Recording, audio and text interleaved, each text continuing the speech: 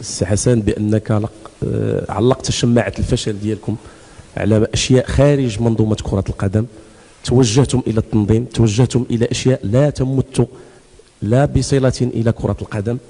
انتم استفدتم كذلك من الاقامه في اكادير، تحدثتم على الاوتيل في يعني في طنجة لم يكن في المستوى. اعتقد بان يجب ان تقول الحقيقه للشعب المصري، وتقول انك كنت ضعيفا فنيا، فشلت في ان تصل الى النهائي.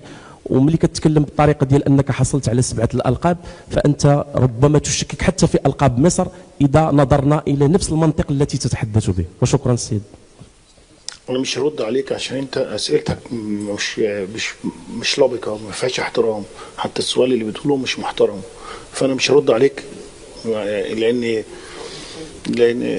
السؤال اللي بعد كده افضل ان عدم الرد عليك، لانك انت متهيألي ما عندكش لبقه الاعلام. ربما ساعطي سؤال باكثر تهذيبا ولبقه، واخذ جزء من السؤال. اكيد لانه تصريحاتك الاخيره بعد مباراه السنغال اثارت ضجه في مصر قبل المغرب.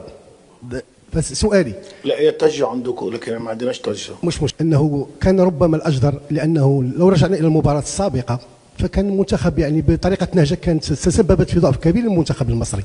يعني ما شفناش يعني تقريبا الزاويه الاولى بدقيقه 86 والتسديده في اخر على المرمى، حتى اننا ظنينا ان الحارس منتخب السنغال كان في راحه.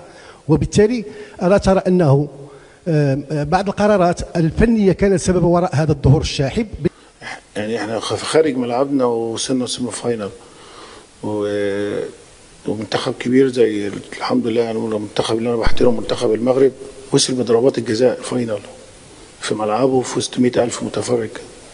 ف يعني احنا خرجنا بهدف بشوط تسديده من بره ال 18.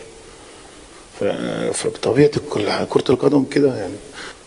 والجمهور بتاعي مش متواجد بشكل قليل جدا، فمع ذلك احنا وصلنا السيمي فاينال. فانت لما ان شاء الله تلعب البطوله في مصر او يعني ممكن نكسب بشكل اكبر من كده ان شاء الله.